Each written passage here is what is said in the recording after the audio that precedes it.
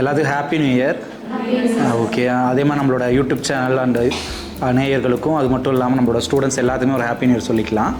இந்த நியூ இயரில் வந்துட்டு எனக்கு என்ன ரெசல்யூஷன் இருக்குது, என்னென்ன சேஞ்ச் இருக்குன்னு பார்த்தோம் அப்படின்னா 2024 நம்ம எல்லாமே பிளான் பண்ணோம். அடுத்த வந்து எஸ்சிஓக்கு அடுத்து நம்ம புது ப்ராசஸ்லாம் ஸ்டார்ட் பண்ணணும். எல்லாத்தையுமே தெரியும், நம்ம கம்ப்ளீட்டாக வந்துட்டு நம்ம கம்பெனி எஸ்சிஓ கம்பெனி தான். ஏன்னா நான் வந்த கம்யூனிட்டி பார்த்தோம் அப்படின்னா பிளாக்கிங், அஃபிலியேட் மார்க்கெட்டிங் அந்த ஒரு கான்செப்ட்லேருந்து வந்தனால வெப்சைட்டு அதை டெவலப் பண்ணுறது, ரேங்க் பண்ணுறது, அதில் ஏர்னிங் பண்ணுறது, கூகுள் ஆட்சன்ஸில் வந்து ஏர்ன் பண்ணுறது, அந்த ஒரு கான்செப்ட்லேயே நாங்கள் வந்துட்டு இருந்தோம். கண்டென்ட் போடுவோம், ரேங்க் பண்ணுவோம், இது பண்ணுவோம்னு சொல்லிட்டு வந்தது. இப்போ எஸ்சியோட அழுக்கு அது வந்து சேஞ்ச் ஆனது எல்லாத்துக்கும் தெரியும். பட் இன்னமும் வந்துட்டு கூகுளோட ரேங்கிங் வந்து டிஃபிகல்ட்டாக தான் இருக்குது. அதுக்கப்புறம் அடுத்த ப்ராசஸ் நம்ம இம்ப்ளிமெண்ட் பண்ணி ஆகணுங்கிறப்ப தான் நம்ம ஃபஸ்ட்டு இன்சைட் பண்ணது நம்மளோட நாலேஜ் வந்து மக்கள் கொடுக்கலாம். அதாவது டிஜிட்டல் மார்க்கெட்டிங் ட்ரைனிங் வந்து நம்ம ஸ்டார்ட் பண்ணோம். அது மட்டும் இல்லாமல் கிராஃபிக் டிசைனிங், வீடியோ எடிட்டிங் நம்ம சப்போர்ட் பண்ணலாம்னு சொல்லிட்டு நம்ம ஸ்டார்ட் பண்ணியிருக்கோம். வெப்சைட் டிசைனிங் ஆல்ரெடி நம்ம ஸ்டார்ட் பண்ணியாச்சு. ரொம்ப வருஷமாக வந்துட்டு நம்மளோட சேலத்தோட பிஎஸ்என் வெப்சைட்டை நம்ம தான் டிசைன் பண்ணோம். சேலம் பிஎஸ்என் வெப்சைட்டை நம்ம ஆஃபீஸில் நம்ம தான் டிசைன் பண்ணோம். அது மாதிரி நிறையா வந்துட்டு நம்ம ஆல்ரெடி பண்ணியிருக்கோம். அது நம்மளோட போர்ட்ஃபோலியோவில் அதை நம்ம யூஸ் பண்ணல. நம்ம வெப்சைட் டிசைனிங்கிறது அப்பப்போ பெரிய ஆளுங்க கேட்பாங்க, அதை டிசைன் பண்ணி கொடுப்போம். அது அப்பப்போ நடந்துட்டு தான் இருக்கும். சாஃப்ட்வேர்ஸும் நம்ம ரெடி பண்ணுறது, ஆப்பை ரெடி பண்ணி கொடுக்கலாம். நம்ம ஒவ்வொரு பீரியடில் ஆப் டெவலப்பர் வச்சும் ரெடி பண்ணி கொடுத்துருக்கோம். பட் புதுசாக நம்ம ஸ்டார்ட் பண்ணி ஒரு 2024 ஒரு சக்ஸஸ்ஃபுல்லாக நான் ஏற்கனவே சொல்லும் போதே நான் ஒரு ப்ராசஸ் ஸ்டார்ட் பண்ணேன் அப்படின்னா அது வேணால் பாருங்கள், ஃபியூச்சரில் நிறைய சக்ஸஸ் ஆகும். கிளைண்டெல்லாம் பார்த்தீங்கன்னா ரெகுலராக வருவாங்க, நான் சொல்லி தான் ஸ்டார்ட் பண்ணுவேன். அது வந்து ஒரு பெரிய சக்ஸஸ் வந்து நம்ம 2024 அச்சீவ் பண்ணியிருக்கோம். அதுக்கு ஒரு கிளாப் பண்ணிடலாம் நம்ம. அதே மாதிரி நம்மளோட ப்ரொஃபஷ்னல் அச்சீவ்மெண்ட்ஸில் 2025 என்ன அச்சீவ் பண்ணோம் அப்படின்னா, இப்போ இருக்கிறத விட இப்போ ஆல்மோஸ்ட்டே நம்மளோட கிளைண்ட்ஸ் வந்துட்டு எல்லா இடத்துலையும் இருக்காங்க. நானே இப்போ கோயம்புத்தூர் போனேன் அப்படின்னா, சார் நான் உங்கள் கிளைண்ட்டு தான் அப்படின்னு சொல்லி இந்த வீடியோலாம் எடுத்து காட்டுறாங்க. சார் உங்கள் இவங்க தான் பண்ணிங்கன்னு சொல்லிட்டு என் நேமை வச்சு காட்டுறாங்க. திடீர்னு ஏதாவது வந்து ஒரு இடத்துக்கு போனோன்னா அவங்கள தெரியும், உங்கள் ஒர்க் ஷாப் அட்டன் பண்ணியிருக்கிறேன் அப்படிம்பாங்க. அது மாதிரி நம்மளோட பிராண்டிங் பார்த்தோம் அப்படின்னா இதுக்கு முன்னாடி வேறு மாதிரி இருந்தது. வாட்ஸ்அப் மார்க்கெட்டிங் அந்த மாதிரிலாம் பண்ணும்போது நம்ம ஜாப் போட்டெல்லாம் வச்சுருக்கும் போது நம்ம ஜாப்ஸை வந்து மற்ற பேர் பார்த்துட்டு இருப்பாங்க வாட்ஸ்அப். இப்போ வந்துட்டு பார்த்தோம் அப்படின்னா நம்ம இதை வந்து யூஸ் பண்ணாத பீப்புளே இல்லை அப்படிங்கிற அளவுக்கு எல்லாருமே நம்மளோட இதை வந்துட்டு சர்வீஸ் வந்து எடுத்திருக்காங்க. தமிழ்நாட்டில் நம்ம ஸ்டார்ட் பண்ண பிரகாரம் இப்போ நம்ம காம்படிட்டராக வந்து நம்ம யாரையும் பார்க்கறது கிடையாது. பட் இருந்தாலும் வந்துட்டு ஃப்யூச்சரில் வந்துட்டு இன்னும் வந்துட்டு பெரிய அளவுக்கு நம்ம டெவலப் ஆகணும். எந்த ஒரு இவங்களையுமே வந்துட்டு பேரை சொல்லி மற்ற பிராண்டை வந்து நம்ம டம்ப் பண்ணி சொல்கிற மாதிரி நம்ம இது வரைக்கும் பண்ணதில்லை. மற்ற பிராண்ட் நேம் நம்ம கேட்டால் கூட தெரியல சார், அவங்கள கேள்விப்பட்டிருக்கேன் அப்படின்னு சொல்லி சிம்பிளாக முடிச்ச தவிர மற்ற பிராண்டை கீழே தள்ளி விட்டு நம்ம மேலே வரணும் அப்படிங்கிறதுலாம் கிடையாது. நாம் வந்துட்டு ஒரு கிளைண்ட் சர்வீஸ் எடுத்தோம் அப்படின்னா கிராஃபிக் டிசைனிங், வீடியோ எடிட்டிங், எஸ்யூ எது பண்ணாலும் இதை பெஸ்ட்டாக பண்ணி தரணுங்கிறது தான் என்னோட 2025 ரெசல்யூஷன்ஸாக இருக்குது. சரிங்களா? இது வந்துட்டு எல்லாமே வந்துட்டு ஒரு இந்த வந்து ஒரு இதுக்காக வந்துட்டு நம்ம பண்ணுறது தான். இப்போ நிறையா அந்த பணம் சம்மந்தப்பட்ட புத்தகங்கள்லாம் படிக்கும்போது நான் கற்றுக்கிட்ட விஷயம் என்ன அப்படின்னா, ஒரு மணி அப்படிங்கிறத நான் பெரும்பாலும் இம்பார்ட்டன்ட் கொடுக்கவே மாட்டேன். அதை ஏன் பண்ணுறதுக்கும் இதுக்கும் ஒரு சாதாரணமாக விட்டுருவேன். பட் அந்த புக்ஸ்லாம் படிக்கும்போது நான் என்ன ரியலைஸ் பண்ணோம் அப்படின்னா, மணிங்கிற சோர்ஸ் வந்து ஒரு நல்லவங்ககிட்ட இருந்தால் எப்படி இருக்கும், அது ஒரு அல்டிமேட் வந்து ஒரு சோர்ஸாக இருக்கும்போது, அது ஒரு நல்லவங்ககிட்ட அந்த மணி இருக்கும்போது அதை வச்சு நிறைய வேல்யூபிள் திங்ஸ் பண்ணலாங்கிறத நான் லேர்ன் பண்ணிட்டேன். அதனால் எவ்வளோ மணி அதிகம் சம்பாதிக்கணுமோ அதுக்கான இதுவும் நான் இம்பார்ட்டன்ஸ் கொடுத்து இந்த இயரில் வந்துட்டு அதிக மணியை உள்ளே கொண்டு வரதுக்கான இதை வந்து நான் பண்ணலாம். ஏன்னா நம்ம எதை வந்து நினைக்கிறோமோ அதை தான் இருக்கிறோங்கிறது தான் நல்லாவே. நான் பெரும்பாலும் மணியை வந்து இருக்கிறதே கிடையாது. எவ்வளோ வருதோ அதை ஒரு பெருசாக ஆசைப்படுறது கிடையாது. அதிகமாக வேணும், பணம் வேணும் அப்படிங்கிறதெல்லாம் பண்ணுறதில்ல. பட் அல்டிமேட் டூலாக இருக்கிறனால நம்மளோட வேர்ல்டு ஃபுல்லும் வந்துட்டு மணி இல்லை அப்படின்னா வேறு ஒரு விஷயத்தை மாற்றவும் முடியாது, எதையும் செய்யவும் முடியாது. அப்போ அந்த மணியை வந்துட்டு அதிகமாக பண்ணும்போது நம்மகிட்ட ஒரு அல்டிமேட் பவர் இருக்கும். அதை யூஸ் பண்ணி மற்றவங்களுக்கு எந்த அளவுக்கு செய்ய முடியுமோ அதை செய்யலாம். எனக்கு எடுத்துக்கிறத தாண்டி மற்றவங்களுக்கு செய்யலாம் அப்படிங்கிறதுக்காக. இப்போ வந்துட்டு இந்த மணியை வந்துட்டு தப்பாக கையாளுறவங்க இருக்காங்க. இப்போ நிறைய பேர் அன்னதானம் 10,000 பேத்துக்கு போகிறேன், 50,000 பேத்துக்கு போகிறேன்னு பார்க்குறீங்கல்ல, அவங்க எல்லாருமே அந்த மணியை வந்துட்டு எடுத்துக்கிட்டு நிறைய பேர் வந்துட்டு அவங்களோட பர்சனல் லைஃப்க்கு அது யூஸ் பண்ணிக்கிறாங்க. பட் நம்மளுக்கு வர மணியெலாம் நம்ம எப்படி யூஸ் பண்ணுறோம்னா, ஒவ்வொரு ரூபாயாக ஒரு 1000 ரூபாய் எக்ஸஸாக இருந்தால் கூட அதை போட்டு வச்சுட்டு மறுபடியும் அவங்களுக்கு திருப்பி செஞ்சிடணும் அப்படிங்கிறதான் வந்துட்டு நம்மளோட நோக்கமாக இருக்குது. பட் இப்போ தப்பான பாயிண்ட் ஆஃப் வியூவில் நிறைய பேர் போயிட்டு இருக்காங்க. இதை பார்த்து நீங்கள் யூடியூப்பில் பார்க்குறவங்க வெளியில் பார்த்துட்டு 10,000 20,000 பேர் பார்க்கணும், நீங்கள் ஆச்சரியமாக பார்ப்பீங்க, பரவாயில்ல இவ்வளோ பேத்துக்கு சாப்பாடு போடுறாங்கன்னு. ஆனால் அவங்க பார்த்தோம் அப்படின்னா அவங்களோட பர்சனல் லைஃப்பில் ரீசனாக லக்ஸரி கார் வாங்கியிருப்பாங்க. அவங்களாம் பிஸ்னஸ் பண்ண பீப்புள் தான். பட் இந்த ஒரு அமௌண்ட்டை எடுத்து தான் அவங்க பண்ணியிருப்பாங்க. அது ஓப்பனாக அது எந்த ஒரு இன்கமும் வரலாங்க எப்படி ஒரு லக்ஸரி கார் வாங்கியிருப்பாங்கன்னா அந்த இன்கம் எடுத்துக்கிட்டு தான். நிறைய ஆர்ஃபனேஜஸ் ரன் பண்ணுறது, பெரிய பெரியவங்களாம் ரன் பண்ணது கூட அந்த மணியோட இன்கமில் தான் வந்துட்டு அவங்களே வந்துட்டு இருக்கிறாங்க. எக்ஸாம்பிளுக்கு நிறையா சேலத்தில் இருக்கக்கூடிய பெரிய பெரிய ஓனர்ஸ் கூட அந்த மணியை யூஸ் பண்ணிட்டு அவங்களோட ஓன் பிஸ்னஸே கூட பண்ணிக்கிறாங்க. அதுதான் வந்து ரியாலிட்டி. இது வந்து எனக்கு தெரிஞ்சாலும் கூட அந்த நேமை வந்து நான் சொல்லக்கூடாது அப்படிங்கிறதுக்காக எந்த ஒரு பிராண்டையும் நான் அஃபெக்ட் பண்ணுறது கிடையாது. பட் அந்த மாதிரி நம்ம பர்சனலுக்கு அதிகம் எடுத்துக்காமல் சரி நம்ம வாழ்வாதாரத்துக்கு அதை எடுத்துக்கிறாங்க, தப்பு இல்லை. பட் அதை வச்சு புதுசாக ஒரு 4-5 பிஸ்னஸ் பண்ணுறது, அந்த மணியை செலவு பண்ணுறது, அந்த மாதிரிலாம் யூஸ் பண்ணிக்கிறாங்க. அதை கொஞ்சம் குறைச்சிக்கிட்டு அவங்க அந்த சர்வீஸ்க்கு அதிகம் இம்பார்ட்டன்ட் கொடுக்கலாம். என்னோட வந்து ரெசல்யூஷனாக இருக்கிறது இந்த 2025 அப்புறமா அது நல்ல மணி வந்து அதிகமாக இருக்கணும். அப்படிங்கிறது தான் என்னோட ஒரு கோலாக இருக்குது. நெக்ஸ்ட்டு பார்த்தோம் அப்படின்னா நான் வந்து சின்ன வயசுலேருந்தே இப்போ ஸ்பிரிச்சுவல் லைஃப்க்கு வந்து ரொம்ப இம்பார்ட்டன்ட் கொடுக்குற ஒரு பர்சன் தான். அது வந்துட்டு இப்போ வந்துட்டு அந்த ஹெல்த் இஷ்யூஸ் வந்தது, ஃபினான்ஷியல் இஷ்யூஸ்லாம் பார்த்தீங்கன்னா அதோட இது வந்து ரொம்ப தள்ளி போன மாதிரி இருக்குது. நான் மெடிடேஷன்லாம் பார்த்தோன்னா கண்டிப்பாக நான் பண்ணிகிட்டே இருப்பேன். அதெல்லாம் வந்து ரொம்ப விட்டாச்சு. அந்த ரொம்ப ஸ்பிரிச்சுவலாக ரிசர்ச் பண்ணுறதா ரொம்ப குறைஞ்ச மாதிரி எனக்கு ஒரு ஃபீல் இருக்குது. அதனால் அப்கமிங் இயர்ஸில் பார்த்தோம் அப்படின்னா ஸ்பிரிச்சுவல் லைஃப்குள்ளே இன்னும் கொஞ்சம் போகணும் அப்படிங்கிறது என்னோடய ஆசையாக இருக்குது. ஏன்னா ரொம்ப நார்மலாக வந்து மெட்டீரியல்ஸ் லைஃப்லேயே நம்ம பெரும்பாலும் அதிலேயே ஒரு இம்பார்ட்டன்ட் கொடுப்போம். ஸ்பிரிச்சுவலுக்கு மோஸ்ட்லி வந்துட்டு நிறைய பேர் இம்பார்ட்டன்ட் கொடுக்கறதில்ல. ஸ்பிரிச்சுவல் அப்படிங்கிறது நம்மளோட புனிதமாக வச்சுருக்கிறது தான், அவ்வளோதான், வேறு ஒன்றும் கிடையாது. ஒரு ஆன்மீகம் அப்படிங்கிறது மற்றவங்களுக்கு உயிர்களுக்கு செய்யக்கூடிய ஒரு சேவையாக நம்ம பார்க்குறோம். நம்மளை பற்றி ஒரு புரிதல் வந்து இன்னும் அதிகப்படுத்துறது தான் ஸ்பிரிச்சுவலாக இருக்கே தவிர வேறு ஒன்றும் கிடையாது. மற்ற உயிர்களுக்கு நம்ம வந்து ஒரு நல்லது செய்யணும், ஒரு அன்பாக இருக்கணும் அப்படிங்கிறது தான் ஒரு ஆன்மீகமாக இருக்குது. அப்போ ஸ்பிரிச்சுவல்னால் உடனே வந்து நான் போயிட்டு கோயிலை ஊதுபத்தி கற்பூரம் ஏற்றி சாமி கும்பிட்டு இருப்பேன் அப்படிங்கிற கருத்து கிடையாது. நான் பெரும்பாலும் கற்பூரம் ஏற்றி சாமி கும்பிட்றது, இந்த ஃபோட்டோ வச்சு சாமி கும்பிட்றது அந்த மாதிரி வந்து பழக்கங்கள்லாம் கிடையாது. ரொம்ப ஆன்மீகம்னா ரொம்ப அதிகபட்சமான ஒரு அறிவோடு இருக்கக்கூடிய ஒரு ஞான புரிதலோடு இருக்கணும் அப்படிங்கிறது தான் வந்துட்டு இருக்குது. மற்றபடி வேறு ரொம்ப அதிக அளவு ஒரு ஹை லெவல் ஆஃப் ஒரு ஸ்பிரிச்சுவல் எனர்ஜியோடு எப்படி இருக்கிறாங்க, எப்படி வந்துட்டு புரிஞ்சுக்கிறாங்க, வேர்ல்டை வந்து எப்படி புரிஞ்சுக்கிறாங்க அப்படிங்கிற மாதிரி ரொம்ப ஹை லெவல் ஆஃப் ஒரு நாலேஜை தவிர நார்மலாக இருக்கக்கூடிய நீங்கள் பார்க்குற ஸ்பிரிச்சுவல் லைஃப்பை நான் வாழ்கிறது கிடையாது. சாமியாராக போகிறது சாமியாராக போகிற அப்படி கிடையாது. ஸ்பிரிச்சுவல் லைஃப்புங்கிறது அதிகமடையான ஒரு ஞான புரிதல் வந்து நான் வந்து எடுத்துக்கணும். அதாவது பணம் மட்டும்தான் முக்கியம், அதாவது வந்துட்டு இந்த உலக வாழ்க்கையில் நம்ம பிறக்கிறோம் சாகரம் தாண்டி அதுக்கப்புறம் அடுத்த லைஃப் என்ன இருக்குது அப்படிங்கிறத ஒரு தெரிஞ்சுக்கிறதான ஒரு இதை வந்து நான் வந்துட்டு கொஞ்சம் அவாய்ட் பண்ண மாதிரி இருக்குது. 2025 அதை வந்து இன்னும் இன்க்ரீஸ் பண்ணி என்னோடய ஸ்பிரிச்சுவல் லைஃப்பில் வரணும் அப்படிங்கிறது. மற்றவங்களுக்கும் அந்த சஜஸ்ட் பண்ணுறது அதுதான். நம்ம வந்துட்டு வரோம், ஒர்க் பண்ணுறோம், கிளம்புறோம், வீட்டில் அப்புறம் மேரேஜ் பண்ணி வச்சுருவாங்க, அப்புறம் அந்த லைஃப்பை பார்ப்பீங்க.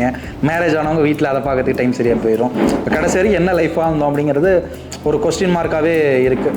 இது எல்லாமே வந்து சேஞ்ச் பண்ணுங்கிறது எல்லாத்தோட லைஃப்லேயும் வந்து ஒரு முக்கியமான ஒரு பார்ட்டாக இருக்குது. நம்ம வாழ்கிற ஸ்பிரிச்சுவல் லைஃப்லாம் போவோம், சாமி கும்பிடுவோம், கோயிலுக்கு வருவோம், வீட்டுக்கு வருவோம், அங்கே ஒரு சாமி கும்பிட்றது, இதே தான் வந்து நம்ம பழகிட்டு இருக்கோம்.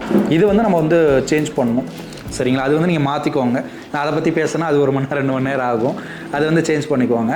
நெக்ஸ்ட்டு நியூ இயருக்கு நல்ல விஷயங்கள் யாராவது நம்ம சொல்லணும்னு ஆசைப்பட்டோம்னா நல்ல பழக்க வழக்கங்களை நம்ம வந்து கொஞ்சம் இம்ப்ரூவ் பண்ணிக்கணும். இப்போ நாமெல்லாம் வந்து பார்த்தோம் அப்படின்னா நல்ல நல்ல பழக்க வழக்கங்களை அப்கிரேட் பண்ணிக்கிறது ரொம்ப வந்து குறைஞ்சிட்டே வருது. இப்போ என்னோடய லைஃப்பில் பார்த்தோம் அப்படின்னா ஓப்பனாக ஸ்டேட்மெண்ட் வந்து கொடுத்துருவேன்.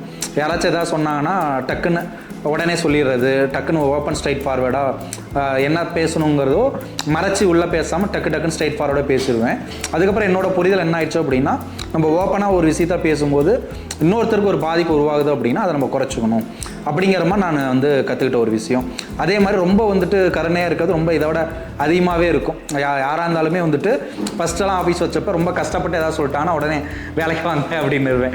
என் ஃப்ரெண்ட்ஸ்லாம் திட்டுவாங்க, ஏன்பா கருணைக்கு அளவே இல்லையா, எல்லாத்துக்கும் நீ வேலை கொடுத்துட்டு இருக்கிற அப்படின்பேன். ஏன்னா நான் காலேஜ் முடிக்கும் போது என்ன சொன்னேன்னா நான் ஒரு ப்ராசஸ் உருவாக்கினேன் அப்படின்னா அது எல்லாத்துக்கும் வேலை கொடுக்கறதா இருக்கணும். யாருமே வந்துட்டு ஒரு இன்டர்வியூ போய் அட்டன் பண்ணுறாங்க அப்படின்னா வந்துட்டு எதுவும் ரிஜெக்ஷன் பற்றி எனக்கு நல்லா தெரியும். ஏன்னா என்ன கூட ரிஜெக்ட் பண்ணியிருக்காங்க சில இதெல்லாம், ஏன்னா இன்ஃப்ளூயன்ஸ் இருக்கும் அப்போ இருக்க பீரியட்லாம். அப்போ வந்துட்டு ஒரு ரிஜெக்ஷனோட இது தெரியும் போது எல்லாத்தையும் செலக்ட் பண்ணுற மாதிரி ஒரு ப்ராசஸ் தான் ஆரம்பிப்பேன் அப்படிங்கிற மாதிரி சொல்லுவேன். அப்படி இருக்கும்போது அந்த கருணைங்கிறது அதிகமாகவே இருந்துச்சு. அதையும் வந்து ஒரு லிமிட் பண்ணிக்கிட்டு கொஞ்சம் வந்து ரொம்ப வந்துட்டு எல்லாத்துக்கும் வந்துட்டு இது பண்ணக்கூடாது, பாத்திரம் மருந்து பிச்சை எடுத்து ஒரு சொல்லுவாங்க இல்லையா. அதனால் இப்போலாம் ஒரு அமௌண்ட் இருந்தால் கூட என்கிட்ட அமௌண்ட் இருந்தால் வந்து செய்வேன், இல்லைன்னா வந்துட்டு செய்யறதில்லை. எப்பயுமே ஒவ்வொரு ஆர்ஃபனேஜ்லேருந்து எனக்கு கேட்டுகிட்டே இருப்பாங்க, நியூ இயர்க்கு செய்கிறீங்களா, பொங்கலுக்கு செய்ய, ஏதோ ஒன்று நிறைய ஆர்ஃபனேஜில் கனெக்டில் இருக்கனால இருந்தால் செய்வேன், இல்லைன்னா இல்லை அமௌண்ட் இல்லை நெக்ஸ்ட் டைம் செய்கிறேன் அப்படிங்கிற மாதிரி நான் விட்டுறது. ஏன்னா எல்லா டைமும் நம்மளால் செய்ய முடியாது. அதனால் அதையும் நான் கண்ட்ரோல் பண்ண ஆரம்பிச்சுக்கிட்டேன். இது மாதிரி அப்கிரேட் வந்து நம்ம பண்ணிகிட்டே இருக்கோம். லைஃப்பில் வந்துட்டு நல்ல நல்ல பழக்க வழக்கங்கள் வந்து நம்ம வச்சுக்கோங்க. ஒரு புக் படிக்கிறது, ஒரு ஸ்பிரிச்சுவலான லைஃப்பை வாழ்றது, ஒரு மெடிடேட் பண்ணுறது, யோகா பண்ணுறது, இந்த மாதிரி நல்ல பழக்கங்கள். இப்போ ரொம்ப கோவப்படுறதுனால மற்றவங்க ஹர்ட் ஆகுதுன்னு நம்ம கோவத்தை குறைச்சிக்கிறது, அந்த மாதிரிலாம் நல்ல பழக்க வழக்கங்கள் வந்துட்டு இருக்குது. அதனால் இது எல்லாமே பார்த்தோம் அப்படின்னா ஒரு சின்ன பழக்க வழக்கம் ஒரு மிகப்பெரிய ஒரு மாறுதலை வந்து லைஃப்பில் உருவாக்கும். இப்போ எக்ஸாம்பிளுக்கு இப்போ 5 மணிக்கு எழுந்திரிச்சு நான் பழகினேன், அது பார்த்தோம் அப்படின்னா ஒரு நல்ல ஒரு மாறுதலை உருவாக்கும். நிறைய எனக்கு டைம் கிடச்சிச்சு, புக் படிப்பேன், கொஞ்சம் வாக்கிங் போவேன், ஏதாவது வந்து செய்யும்போது எனக்கு 5 to 7 வரைக்கும், 7க்கு மேலே ஆஃபீஸ் ரெடி ஆனால் கூட அது வரைக்கும் எனக்கு ஒரு டைம் கிடச்சிச்சு. அது வந்து ஒரு லைஃப்பை வந்துட்டு வாழ்றதுக்கான புரிதலை எனக்கு இன்னும் அதிகப்படுத்துனுச்சு. அந்த மாதிரி சின்ன சின்ன நல்ல பழக்க வழக்கங்கள்லாம் இதெல்லாம் வந்துட்டு கொஞ்சம் அதிகப்படுத்தும்னு நினைக்கிறேன். அதே மாதிரி இப்போ ரீசன்ட் டேஸில் எப்போவுமே வந்துட்டு நிறைய பேர் என்ன இன்ஸ்பிரேஷனாக எடுத்து கால் பண்ணுவாங்க. என்னோட ஸ்டேட்டஸ் பார்த்து கூட இப்போ ஜிம் மெட்டாக வராங்கன்னா என்னோட ஸ்டேட்டஸ் பார்த்து நீங்கள் தான் என்னோட இன்ஸ்பிரேஷன்பாங்க. என்னோட ஃப்ரெண்ட்ஸ் இருக்காங்க, ஆன்லைன் ஃப்ரெண்ட்ஸ்னால் அவங்களும் இன்ஸ்பிரேஷன் இருப்பாங்க. நம்ம ஸ்டூடெண்ட் இருந்தாலும் அந்த மாதிரி சொல்லுவாங்க. அது பெருமையாக தான் இருக்குது. பட் அவங்க ஒரு இன்ஸ்பிரேஷனாக எடுக்கும்போது என்னோட செல்ஃப் டிசிப்ளினை இன்னமும் வந்துட்டு இந்த 2025 அதிகப்படுத்தும்னு நினைக்கிறேன். ஏன்னா நம்மளை வந்து ஒரு இன்ஸ்பிரேஷனாக எடுத்து அவங்க லைஃப்பில் வந்துட்டு ஒரு சேஞ்ச் ஓவர் பண்ணுறாங்க அப்படின்னா கண்டிப்பாக வந்துட்டு நான் வந்துட்டு என்னோட டிசிப்ளினை இன்னும் அதிகப்படுத்தணும் அப்படின்னு நினைக்கிறேன். ஆல்ரெடி டிசிப்ளினாக இருக்கிறோம், பட் இன்னும் என்னோட செல்ஃப் டிசிப்ளின் இன்னும் அதிகப்படுத்தணும். ஏன்னா இப்போ காலையில் நான் பார்க்கும்போது கூட உடல் மனம் ரெண்டுமே வந்து தூய்மையாக இருக்கணும் அப்படிங்கிறது தான். இப்போ உடலும் தூய்மையாக இருக்கணும். இப்போ சண்டேனா கூட நான் கரெக்டாக குளிச்சுட்டு கரெக்டாக தான் இருப்பேன். ரொம்ப நேரம் தூங்கிட்டுலாம் இருக்கிறது இல்லை. 9 மணி 10 மணிக்கு காலேஜ் படிக்கிறப்பெல்லாம் ஒரு 10-15 மணியோடு தூங்குறது, நைட் ஷிஃப்ட்டு போயிட்டு தூங்குறது அந்த மாதிரிலாம் இருக்கும். அது வந்து சரியாக வந்துட்டு இருக்காது. அப்போலாம் வந்துட்டு சண்டேலாம் அப்படியே இருப்போம், உட்காந்துட்டே இருப்போம், டிவி லேப்டாப் பார்த்துட்டு இருப்போம். அந்த மாதிரி பழக்க வழக்கம் இருந்துச்சு. அதுக்கப்புறம் மெச்சூர் லெவல் வந்த பிறகு செல்ஃப் டிசிப்ளின் அப்படிங்கிறது அதிகமாகிடுச்சு. இப்போ சண்டேனாலும் சரி எப்போ இருந்தாலும் சரி காலையில் எழுந்திரிச்சோடனே குளிச்சுட்டு நம்ம ரெடி ஆகிட்டு நம்மளோட ஒர்க்கை பார்க்குறதா இருக்கட்டும். வீட்டில் அவங்க தூங்கினாலும் டிஸ்டர்ப் பண்ண மாட்டேன். ஏன்னா அதுவும் நம்ம ஒரு மெச்சூரிட்டி லெவலோட ஒரு இது. இப்போ நியூ இயர்னா கூட எல்லோரும் விஷ் பண்ணும்போது இப்போ வீட்டில் அவங்களாம் நைட்டு ரெஸ்ட் எடுத்துருப்பான்னு சொல்லிட்டு அவங்கள எழுப்பாமல் நான் மட்டும் சரி விஷ் நான் பண்ணிடுறேன் அப்படின்னு சொல்லிட்டு வச்சிடுறேன். இந்த மாதிரி வந்துட்டு அந்த ஒரு சில செல்ஃப் டிசிப்ளினை இன்னும் கொஞ்சம் அதிகப்படுத்தும் போது அந்த இன்ஸ்பிரேஷனாக எடுக்கிறவங்களுக்கு கொஞ்சம் இன்னும் கொஞ்சம் நல்ல ஒரு இதாக இருக்கும்னு நினைக்கிறேன். ஏன்னா என்னோட நீங்கள் நிறையா வந்துட்டு பார்க்குறீங்க, என்னோட யூடியூப் வீடியோ போகிறேன்னு வச்சுக்கோங்களேன், அதாவது கூட நல்ல விஷயங்கள் எடுத்துக்கிறாங்க. ஏன்னா நம்மளோட பர்த்டே ஸ்பீச்சில் வந்து நான் சொல்லியிருந்தேன் இது மாதிரி, அதாவது உங்களோட ஒவ்வொரு பர்த்டேக்கும் வந்துட்டு நான் ஞாபகம் வச்சுக்கோங்க, ஏதாவது ஒரு கஷ்டப்படுறவங்களுக்கு ஆர்ஃபனேஜ் தான் செய்யணும் அவசியம் இல்லை, அந்த உதவிகளை செய்யுங்க நான் சொல்லியிருந்தேன். அதை இன்ஸ்பைராக எடுத்துகிட்டு நிறைய பேர் வந்துட்டு செஞ்சாங்க, என்கிட்டயே இன்ஃபார்ம் பண்ணாங்க. உங்களை வந்து ஒரு இன்ஸ்பிரேஷனாக எடுத்து எங்கள் வீட்டில் இருக்கவங்களும் அது மாதிரி செலவு பண்ண வேணாம், அதை செய்யலாம் அப்படிங்கிற மாதிரி சொல்லுவாங்க.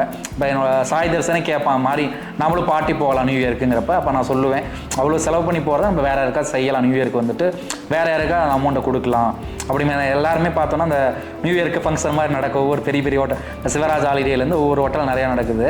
அப்போ இது மாதிரி அவங்களுக்கு எதாவது நல்லது செய்யலாம்ப்பா, அந்த காசு வேஸ்ட் பண்ணக்கூடாதுன்னு சொல்லிட்டு. ஏன்னா சாய் தரிசனம்லாம் வந்து வளரும் போதே பார்த்தோம்னா ஏதாவது ஒரு பாட்டின்னா அவங்களுக்கு காசு கொடுக்கணும் ரொம்ப தொல்லை பண்ணுவோம். அந்த பாட்டி வயசானவங்க பாவம் இல்லை காசு கொடுக்குன்னு சொல்லிட்டு. ஏன்னா சின்ன வயசுலேருந்து இவங்களாம் வந்துட்டு அது பழகி வளர்கிறாங்க. இப்போ எல்லாரும் எல்லாம் தெரிஞ்சுக்கிறது அப்படின்னா நம்மளோட வளரும் முறைகள், நம்மளோட யார் கூட இருக்கிறோம், யாருக்கு ஃப்ரெண்ட்ஸாக இருக்கிறோம், எந்த காலேஜில் படிக்கிறோம், எந்த ஸ்கூலில் படிக்கிறோம், நம்ம பேரண்ட்ஸ் எந்த டீச் பண்ணுறாங்க, அக்கம் பக்கத்தில் என்ன டீச் பண்ணுறாங்கன்னு சொல்லிட்டு ஒரு மென்டார் வந்து நம்மளுக்கு இருந்தாங்கன்னா எல்லாருமே சிறப்பானப்ப இருப்போம். ஆனால் திடீர்னு வந்து 25 வயசில் சார் உட்காந்து எல்லாம் சொல்லிட்டு இருக்காங்கன்னா அதெல்லாம் புதுசாக இருக்கிற மாதிரி இருக்கும். ஆனால் சின்ன வயசுலேருந்து நம்ம எல்லா நல்ல பழக்கம் கற்றுக்கிட்டோம் அப்படின்னா அது நல்லாயிருக்கும், ஒரு சூப்பரான லைஃபாக இருக்கும். நீங்கள் யோசிச்சு பாருங்கள், ஒரு காலையில் எழுந்திரிச்சு யோகா செஞ்சுட்டு நல்லா ஒரு சூப்பரான ஃபுட்டு ஆரோக்கியமாக எடுத்துக்கிட்டு சாப்பிடும்போது லைஃப்பில் எந்த ஒரு ஹெல்த் இஷ்யூஸும் வராது, லைஃபே வந்துட்டு ஒரு சூப்பராக இருக்கும். யோசிச்சு பாருங்கள், அந்த மாதிரி லைஃப் யோசிச்சு பாருங்கள்.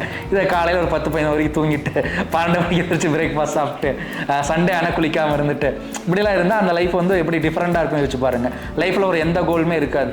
நான் எத்தனையோ பேருக்கு இன்டர்வியூ எடுத்திருக்கேன், அவங்க நிறைய பேர் சொல்கிறது என்னென்னா நோ எய்ம் சார், எந்த எய்ம் இல்லை அப்படின்னு நம்பாங்க.